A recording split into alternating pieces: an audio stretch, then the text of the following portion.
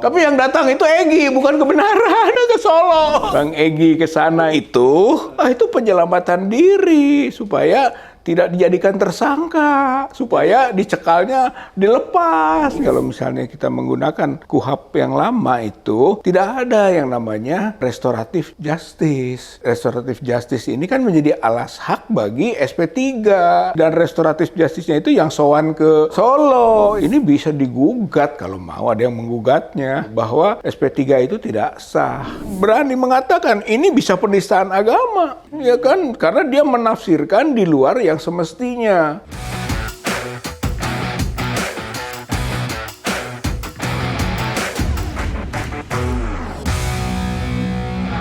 Kembali bersama saya di Abraham Samad Speak Up. Netizen, hari ini saya menghadirkan tamu yang luar biasa. Ini sahabat kita semua, Bang Rizal Fadila. Assalamualaikum. Waalaikumsalam warahmatullahi, Bang Abraham. Wakil Ketua Umum TPUA, Bang Rizal Fadila. Bang Rizal, Ya. ada situasi yang menghentakkan kita ya. Setelah kita melihat nih kabar dan faktanya memang demikian, Polri mengeluarkan SP3 terhadap Egy Sujana dan Damai Hari Lubis. SP3 ini dikeluarkan setelah Egy Sujana dan DHL datang sowan. Istilahnya Mas Roy Suryo datang sowan bertemu Jokowi. Konon kabarnya ada permintaan maaf di sana dan sebagainya. Tapi terlepas daripada itu semua, faktanya dari pertemuan itu keluarlah SP3. Menurut Bung Rizal nih, karena Bang Rizal ini kan ada di klaster 1 bersama Egy Sujana dan DHL yang sudah di SP3. Berarti Bang Rizal tinggal Bang Rizal, Bang Rustam sama Ibu Kurnia ya. Tinggal bertiga tadinya 5 ya. Iya, Bang. Apakah menurut kacamata Bang Rizal nih, karena Bang Rizal ini kan juga seorang advokat, apakah SP3 yang dikeluarkan Polda terhadap Egy Sujana dan Damai Hari Lubis itu boleh dikatakan bener nggak ya? Bener nggak ya? Atau sah? Ya, Bang Abraham. Atau cacat yuridis mungkin? Saya kira sangat cacat yuridis dan sangat tidak sah. Gitu ya. Saya lihat itu karena inkonsisten dengan aturan dari pihak kepolisiannya sendiri. Gitu kan, itu SP3 dikeluarkannya oleh pihak penyidik ataupun ke pihak Polda kan. Sementara kepolisian dalam hal ini Mabes Polri atau membuat surat Kapolri itu yang ditandatangani oleh Kabareskrim tanggal 1 Januari 2026 tentang bagaimana ada arahan petunjuk mengenai penanganan perkara gitu, berhubungan dengan KUHP yang baru. Gitu. Dan di sana di poin 4 yang saya baca itu sangat tegas bahwa untuk proses penyidikan yang sudah dilaksanakan sebelum tanggal 2 Januari 2026, kan, berarti sebelum berlakunya KUHP ini, gitu kan, penyidikan itu dan belum selesai sampai pada ada penyerahan ke kejaksaan mungkin, atau sudah dihentikan SP3 misalnya, atau daluarsa gitu kan, itu harus menggunakan KUHP yang lama. Tegas di peraturan itu. Berarti kalau misalnya kita menggunakan KUHP yang lama itu, tidak ada yang namanya restoratif justice. Dan restoratif justice ini kan menjadi alas hak bagi SP3. Jadi pertimbangannya Egy dan DHL diberikan SP3 karena adanya restoratif justice. Karena ada restoratif justice disebut di sana kan gitu. Dua yang dia sebut itu, satu gelar perkara khusus, yang kedua restoratif justice. Walaupun itu jadi bias ini gitu kan, sebab nggak ada hubungan antara yang gelar perkara khusus dengan restoratif justice. Dan restoratif justice-nya itu yang sowan ke Solo. Itu persoalannya, Bang. Itu yang dianggap restoratif justice. Udah nggak benar mekanismenya. Yang kedua, restoratif justice ini nggak bisa digunakan gitu kan, sesuai dengan aturannya pihak kepolisiannya sendiri. Bahwa itu digunakan KUHP yang lama, KUHP yang lama. Dan itu tidak ada namanya dengan restoratif justice. Berarti ini bisa digugat kalau mau ada yang menggugatnya gitu, bahwa SP3 itu tidak sah gitu, dan restoratif justice nggak bisa diberlakukan. Jadi kalau sekarang ada keinginan mensosialisasikan restoratif justice gitu kan untuk beberapa tersangka juga yang ada di sini, itu sangat nggak mungkin. Dia akan bertentangan sendiri dengan aturan yang dibuat oleh pihak Mabes Polri. Jadi dia bertentangan ya? Sangat bertentangan, karena itu dia membuat surat itu arahan, petunjuk untuk penanganan perkara. Baik nanti ada di dalamnya penyelidikan, kemudian ada penyidikan. Nah pas penyidikan disebut begitu untuk kasus atau perkara yang ada sebelum tanggal 2 Januari gitu 2026, yaitu konklusinya harus menggunakan KUHP lama. Di situ tegas itu. Gitu. Jadi ketika sekarang ini kasus Egy dan DHL, saya kira itu sudah tidak sesuai dengan aturan yang dibuat oleh pihak kepolisiannya sendiri.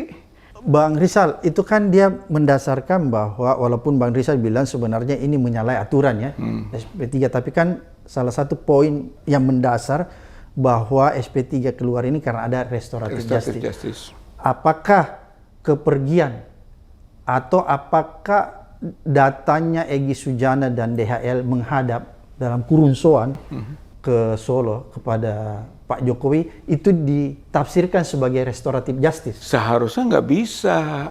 Restoratif justice itu kan nomenklatur gitu yang secara yuridis harus ditetapkan oleh pihak kepolisian sendiri.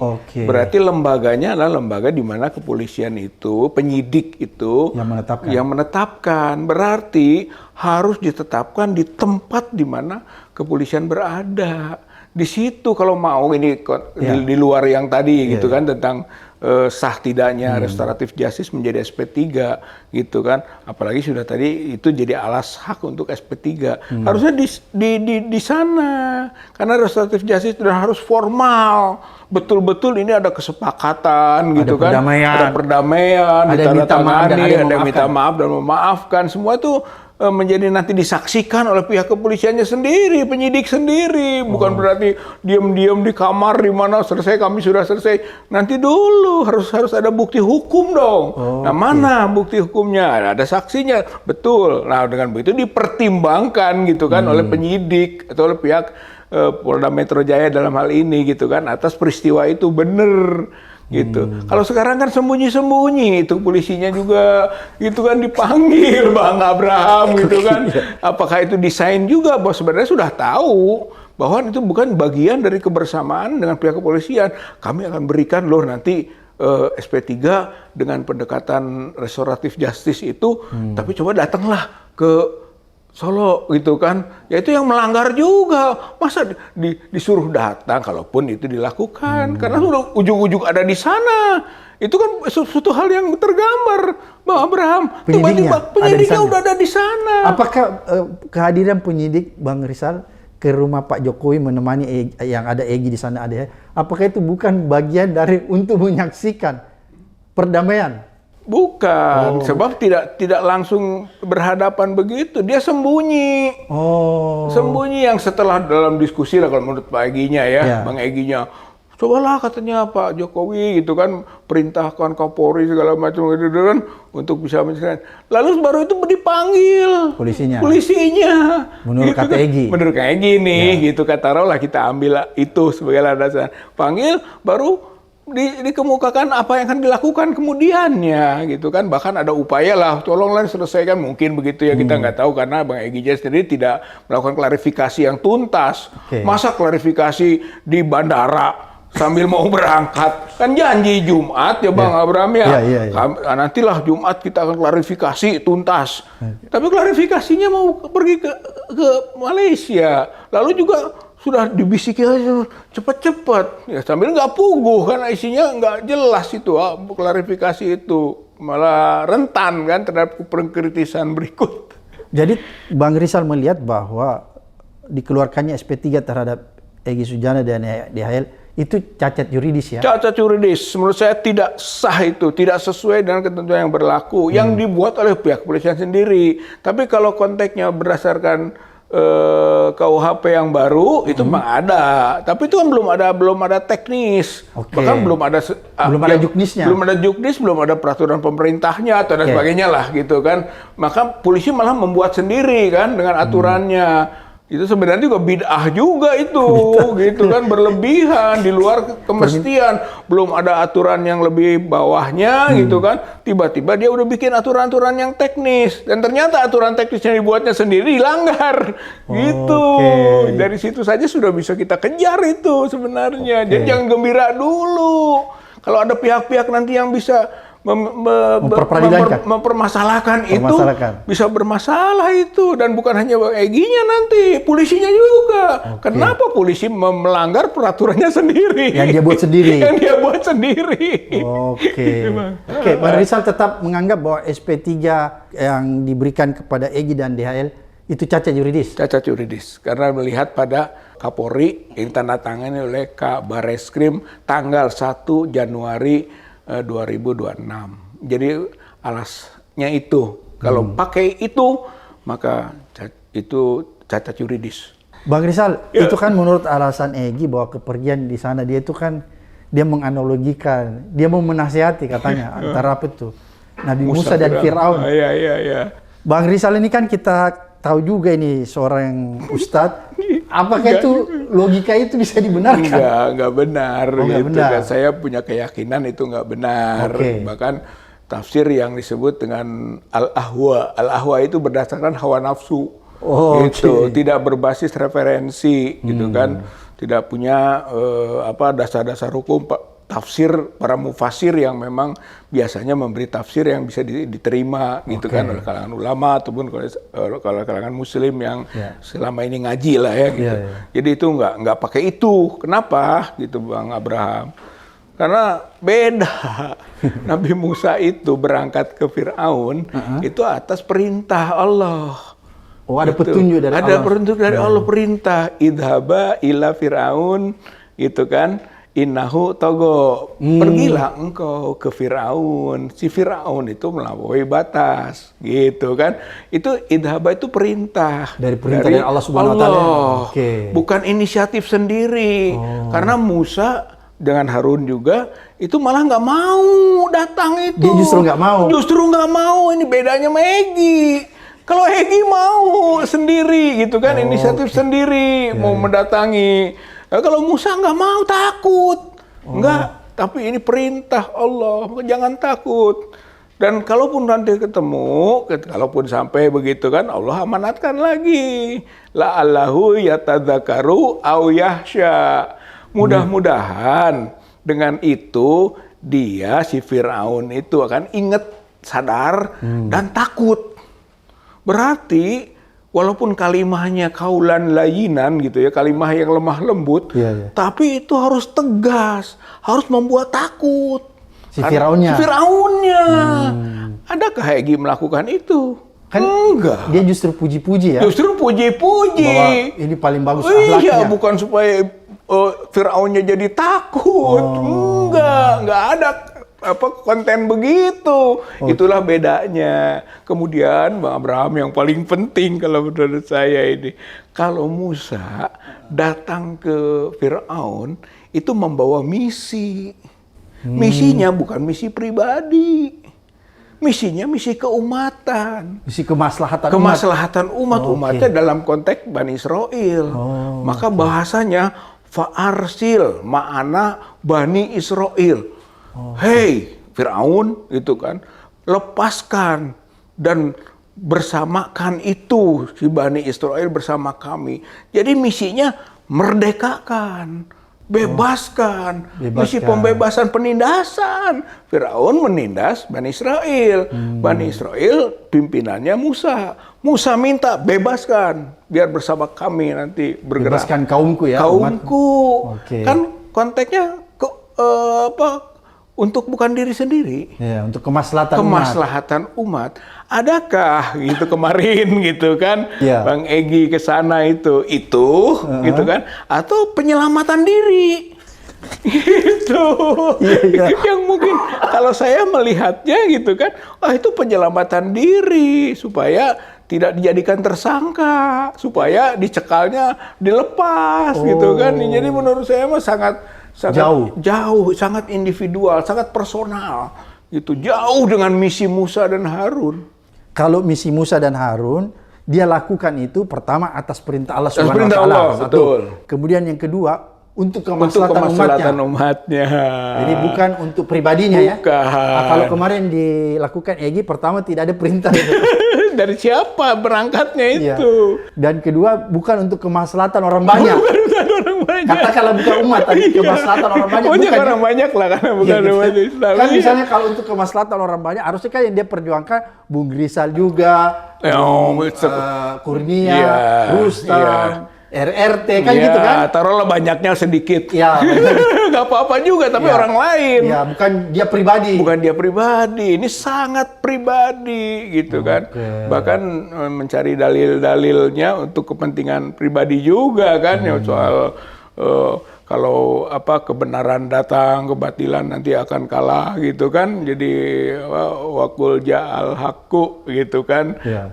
Wa zahaqal batil, innal batila kana zahuqo katanya. Ini kan kebatilan gitu kan. Maka datang kebenaran, Oke. kebatilan akan kalah.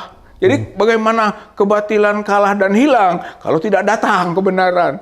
Tapi yang datang itu Egy, bukan kebenaran. Ke Solo. Yang datang Iya, iya. bukan kebenaran itu.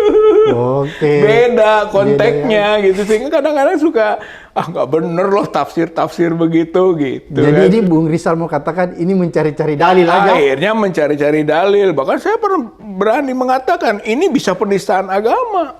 Si siapa itu? Egy. Egy, ya kan? Karena dia menafsirkan di luar yang semestinya. Jadi dia bisa dituntut penistaan agama. Ya? Bisa, gitu. Dia menafsirkan terlalu jauh. Menafsirkan terlalu jauh, gitu kan? Yang memang bukan itu maksud daripada ayat ini ditafsirkan begitu, kan jadi salah, gitu. Dan penafsiran yang keliru dalam konteks keagamaan bisa masuk kualifikasi penafsiran itu adalah penistaan, menista agama. Berat kalau menurut saya mah gitu.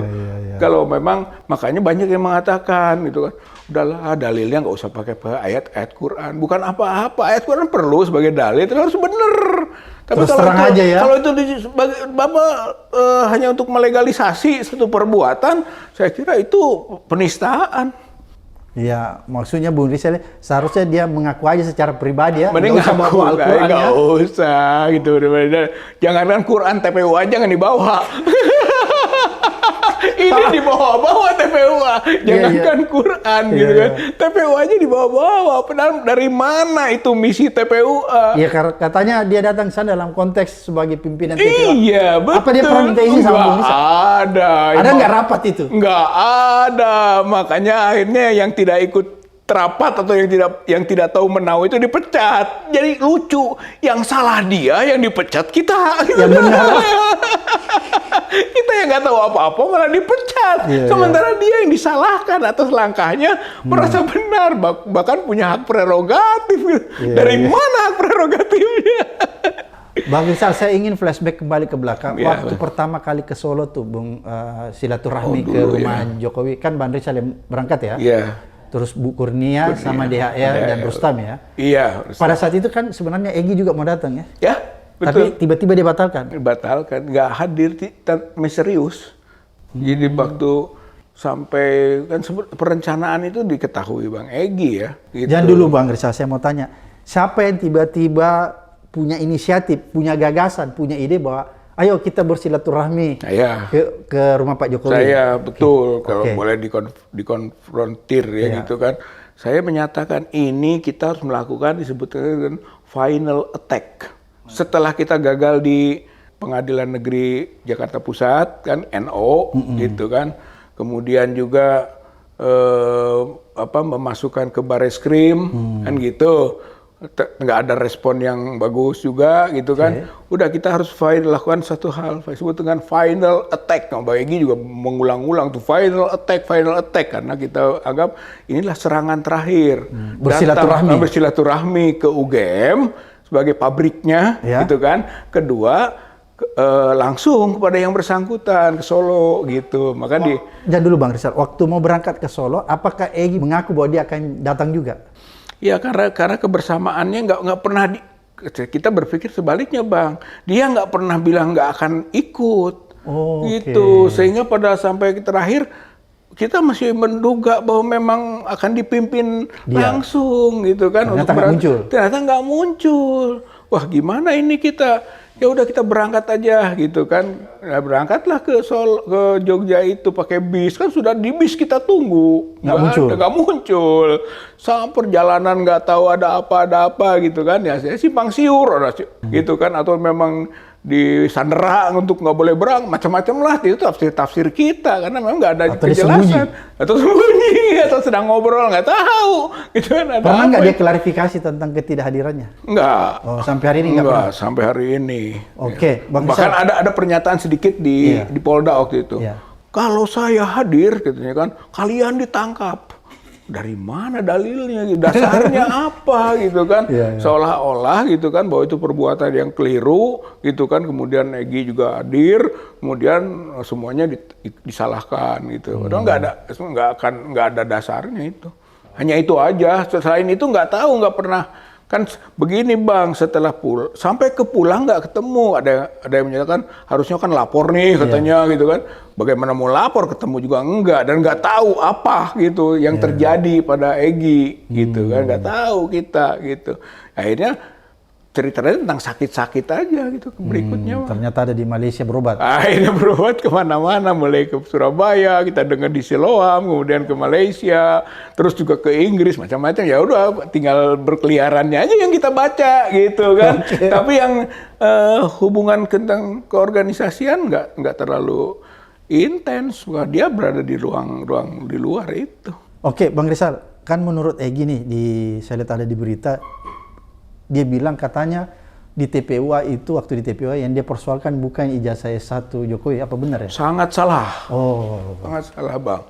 Sebab yang ditulis ke Bareskrim atau ke Mabes Polri, kita dengan disebut dengan Dumas, tadinya memang itu dalam diskusi, apa laporan Dumas, laporan mah ditolak, nanti kalau ditolak kita jelek, gitu kan, ada berita ditolak oleh kepolisian, udah Dumas saja udah pasti nggak mungkin ditolak, akhirnya Dumas, kita masukkan. Pengaduan masyarakat ya? Pengaduan masyarakat, nah Dumas itu tanda tangani Bang Egy, gitu kan, saya, kemudian ada mungkin Bang Medi, gitu ya, ada sama 4 orang lah, lupa saya, satu lagi Pak Rustam mungkin, gitu kan, satu laginya itu.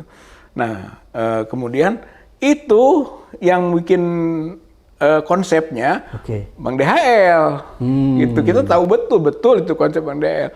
Tapi itu judulnya, gitu kan, itu adalah dalam rangka ijazah S1, tegas ijazah S1, dugaan ijazah palsu S1.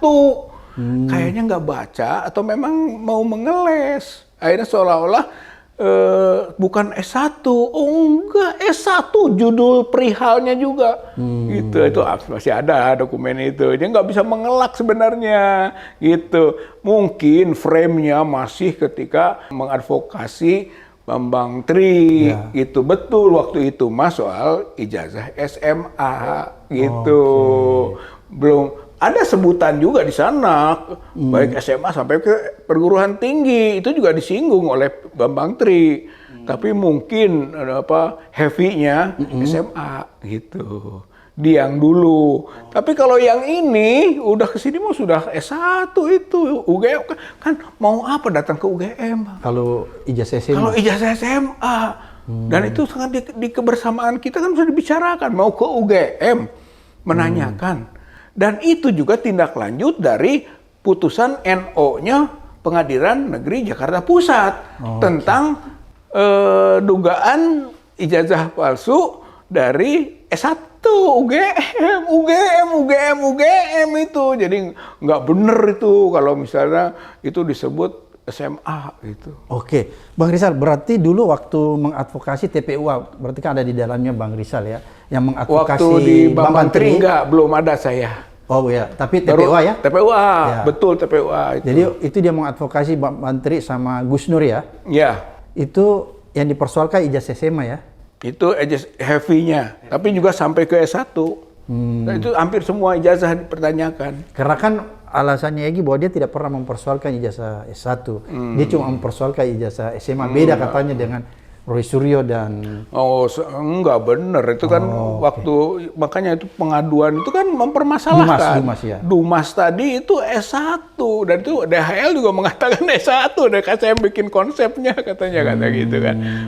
Masih ada dokumennya. Dan itu nggak bisa menghindar kalau mau mengeles dari situ salah dia nanda tangan kok sebagai ketua. Dan cuman untungnya tidak sendiri. Saya ikut tanda tangan bang gitu kan. Medi ikut tanda tangan gitu kan. Mungkin satu lagi siapa Rustam gini tanda tangan. Pokoknya ada 4 kalau saya tanda tangan itu. Bang Rizal, bisa nggak Bang Rizal kira-kira menduga-duga ya? Apa kira-kira yang menyebabkan tiba-tiba Egy itu balik kanan? Tiba-tiba melintir sendiri ke Solo, meninggalkan teman-temannya nih. Di klaster 1 ada Pak Rizal, ada Bu Kurnia. Mungkin ini ada hubungannya dengan Bang siapa tuh Razman itu. Kan sebelumnya gitu kan Razman menyatakan sebagai orang dekatnya Egy. Ya. Kemudian dia menyatakan juga sama SMA ijazah. Egy nggak pernah mempermasalahkan S1. Itu kan di situ. Nah, tiba-tiba kan Pak Razman ini ada ke Solo ke Jokowi, bahkan declare kan tentang bahwa dia pendukung Jokowi gitu. Sementara Razman ini dekat dengan Egy. Nah, dugaannya memang sebetulnya ada pembicaraan di situ. Iya, bukan satu karena itu gitu kan. Nah, itu juga dengan pernyataan Razman sampai katanya Bang Egy kok nggak mau mempertimbangkan tuh datang ke Solo. Jadi sudah ada itu agenda itu. Walaupun ternyata tidak katanya kata Razman itu kan. Nah, tiba-tiba ya datanglah ini mungkin pertimbangannya jadi berubah datang gitu.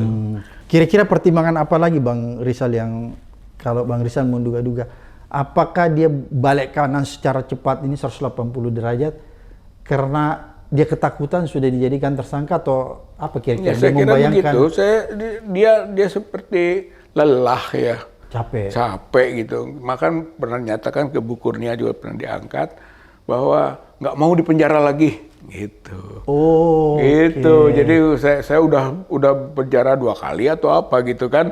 Nggak mau sekarang penjara. Jadi udah ada keengganan lah bahwa proses-proses ini akan berisiko. Satu. Yang kedua, kan ternyata arahnya justru menuju ke sana karena walaupun tidak pernah diperiksa gitu kan, tiba-tiba jadi tersangka gitu. Rupanya dari sisi itu juga mungkin cukup rasional juga, tidak diperiksa tapi jadi tersangka atau sebagai advokat yang punya imunitas lah gitu kan, dalam dia sedang mengurus kasus ini tiba-tiba tersangkakan kan gitu. Sebenarnya gitu Bang Abraham, kalau dia berjuang saja dengan itu, lolos saya yakin. Sok aja pertahankan argumennya. Tidak pernah diperiksa, tiba-tiba jadi tersangka. Bertahan saya di situ, itu prosedural nantinya kan gitu. Hukum formilnya. Yang kedua gitu kan, itu tadi itu bahwa sebagai advokat, advokat bertahan di situ. Kan dia punya basis undang-undang gitu kan. Saya kira nanti tinggal dalam proses-prosesnya baik di pemeriksaan tersangka sekarang kan, atau mungkin nanti kalau dilimpahkan di kejaksaan kan masih bisa dia berargumen itu. Bahkan ketika di pengadilan dia bisa gitu kan mempertahankan argumen hukumnya. Saya yakin lolos sebenarnya. Cuman ini tidak sabarlah gitu, atau tidak pede bahwa mempertahankan itu sebagai gambaran kekokohan dalam perjuangan. Akhirnya kekhawatiran di penjara lagi lebih kuat ketimbang melakukan perlawanan. Akhirnya menyerah yang sudah lebih dulu datang ke Jokowi dan sudah menjadi pendukung Jokowi gitu. Jadi dia pernah secara eksplisit ya menyampaikan ke Bu Kurnia bahwa dia tidak mau di penjara. Sudah 2 kali di penjara oleh karena itu dia mau datang ke Solo. Menurut Bu Kurnia begitu. Bu Kurnia katanya dia menyatakan langsung udah abang udah nggak mau lagi penjara gitu. Makanya dia mau damai aja gitu. Damai gitu. Apakah maksud itu dia sampaikan kepada Bu Kurnia supaya dengan maksud Bu Kurnia menyampaikan sama teman-teman TPO dalam ini Bang Rizal, Rustam supaya ikut sama beliau juga? Kayaknya nggak sampai ke situ, nggak sampai mengajak lah. Ya, itu kayaknya ijtihad pribadi untuk kepentingan pribadi. Ijtihad pribadi. Oh, Ijtihad pribadi, kepentingan pribadi untuk dirinya, nggak untuk yang lain gitu. Begitu ya perlu disampaikan. Karena kan kenapa saya tanya ini Bang Rizal, kan tadi kalau kita lihat kedatangan Harun itu ke Firaun ini, kalau kita flashback ke belakang, itu kan untuk kemaslahatan dia punya umat, ya, bukan untuk kepentingan pribadinya. Makanya saya tanya, apakah jangan-jangan Egy ini pernah mau datang ke sana bukan untuk kepentingan dia sendiri, untuk kepentingan Bang Rizal juga, Ibu Kurnia, Bang Rustam, Roy Suryo, enggak, menyatakan itu ke Bu Kurnia itu curhat. Oh, curhat. Jadi bukan mengajak, beda gitu kan, bahwa ya seperti menyampaikan Bu Kurnia, saya ini gitulah. Jadi ya lebih ke nuansa curhatnya ketimbang sampaikan atau nanti kita berjuang untuk ini, nggak ada gitu mah. Nggak, bahkan kita tidak terbersit kok, tidak tahu menau gitu kan, bahwa akan datang. Itu Bang, saya kira termasuk Bu Kurnia juga nggak tahu gitu, hanya sampai sebatas itu aja keengganan tadi. Tapi akan datang ke Solonya malah kita dalam untuk hal ini mah takut kaget kan, kok tiba-tiba kok Egy begini, kok berangkat soan ke sana dan seterusnya. Wah, ini fitnah. Belumlah nanti orang akan banyak berkata ini dan itu, tapi perbuatan itu sendiri kategorinya fitnah menurut agama juga gitu. Kalau sesuatu yang bisa menimbulkan syakwa sangka orang lain itu fitnah, dan itu harusnya sudah dihitung. Gitu. Masa yang teriak-teriak Jokowi ijazah palsu, bahkan pernah Bang ketika saya bilang diduga ijazah palsu, udah nggak usah pakai diduga lagi. Begitu kita Egy kan jadi sangat yakin betul gitu kan bahwa ijazahnya palsu gitu. Padahal pada saat itu Bang Rizal masih pakai kata diduga. Saya masih pakai diduga. Egy sudah enggak. Dia sudah yakin. Sudah yakin betul.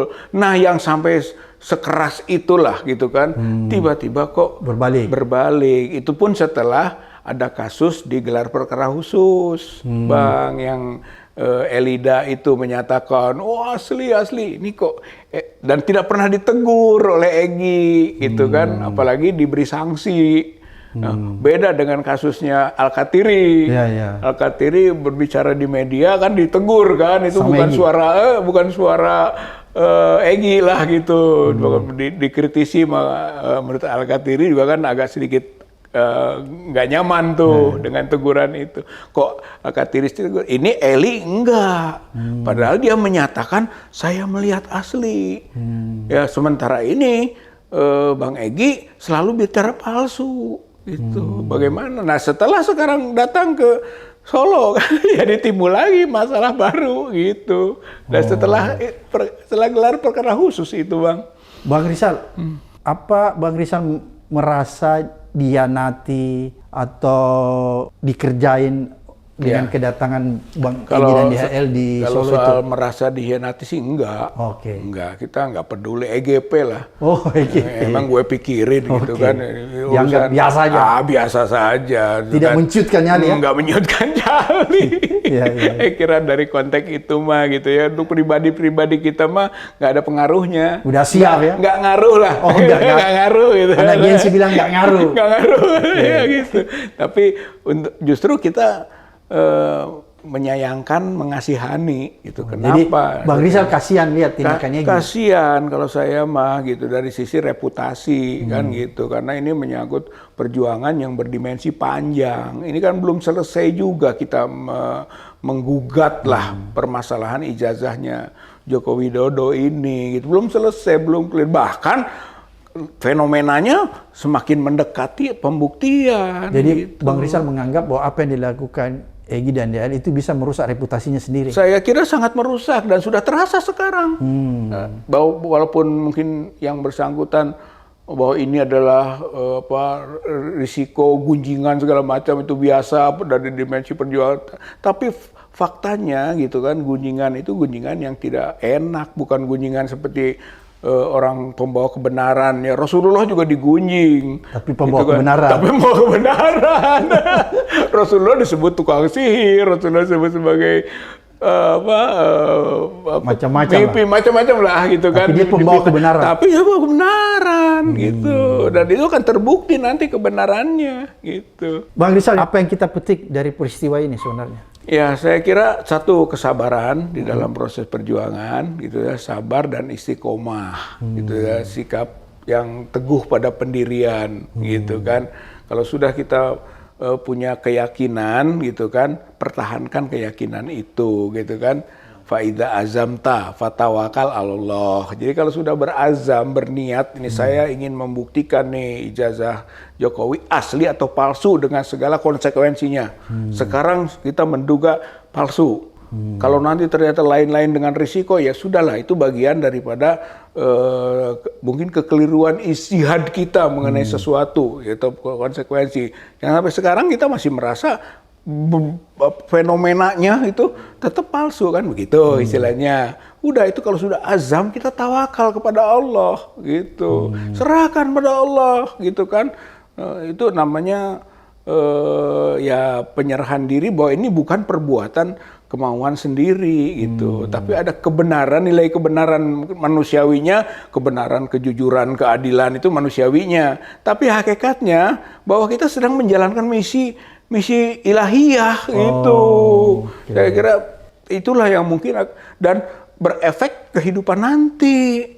Jangan sampai mengabaikan kutukan Allah gitu kan, yang kemudian itu disandarkan pada kutukan manusia. Gitu. Jadi harus hati-hati juga, Bang. Itu kalau menurut saya mah, hati-hati dengan kutukan manusia terhadap sesuatu yang memang salah kitanya. Gitu. Sebab nanti kan berefek gitu, dan itu berdimensi panjang. Bagaimana kehidupan akhirat kita nanti gitu. Jadi saya kira pelajaran yang paling berharga ya. Berharga. Oke, Pak, terima kasih. Siap, Bung sama-sama. Mudah-mudahan mencerahkan kita semua ya, mengedukasi kita sekaligus menuntun kita untuk melihat sebuah kebenaran yang ada di depan mata kita. Siap, Bang. Sampai ketemu di episode berikutnya di Abraham Samad Speak.